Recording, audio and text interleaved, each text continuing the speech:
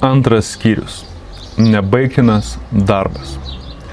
Yra sunku patikėti ir pripažinti, kad vaikystė gali turėti tokią didelę įtaką suaugusio žmogaus gyvenimui. Nesinori pripažinti, kad buvo dešimtmečių mokslų, darbo, karjeros, nepriklausomo gyvenimo, originalių minčių, laisvos valios.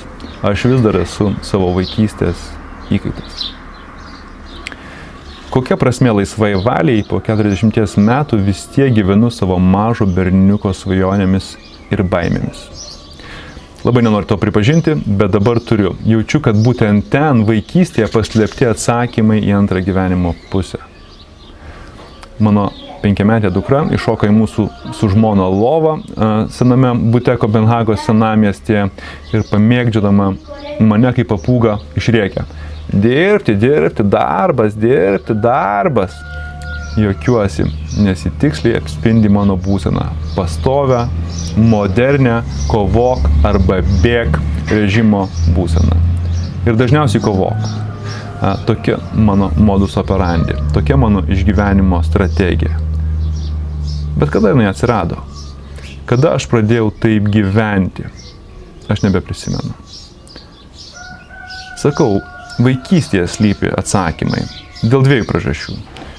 Pirma, vaikystėje reikia mokėti skaityti. Antra, dar svarbiau, aš savo vaikystės beveik neprisimenu. Ir būtent tai mane traukia lysti giliau į tą olą. Bandyti sustikti save 5 metų. Tikiu, kad jei pavyktų jį atrasti, būtent jis parodytų, kas iš tikrųjų aš esu, iš kur atėjau ir kur turiu sugrįžti. Pradėjau rašyti kelionės gidą nežinodamas, kur jį veda ir kuo jį baigsis. Bet jei lauksiu pabaigos, bus per vėlu rašyti gidą.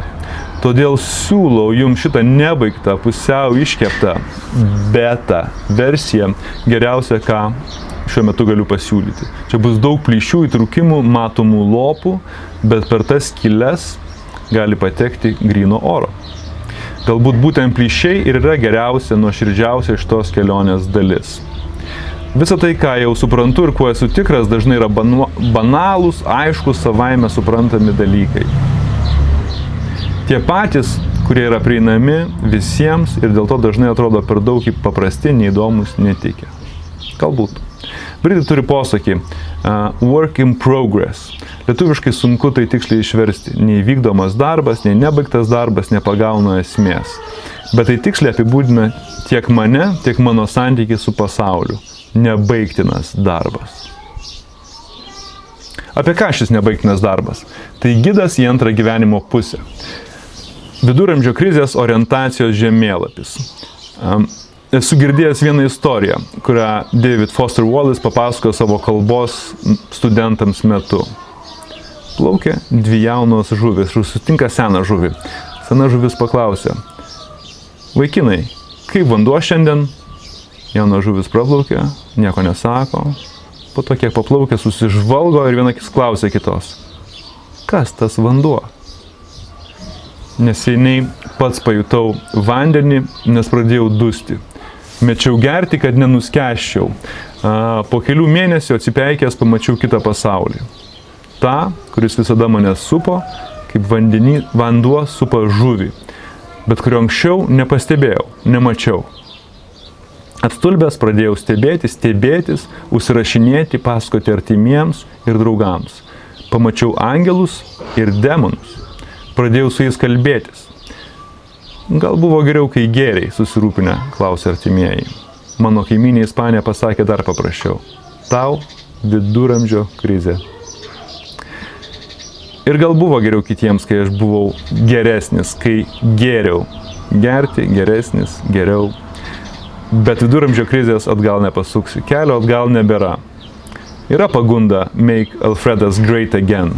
Pavažiuoti senais bėgiais, įkristi senus įpročius, bet tai tik iliuzija. Nebus jokio ir vėl, niekada jau.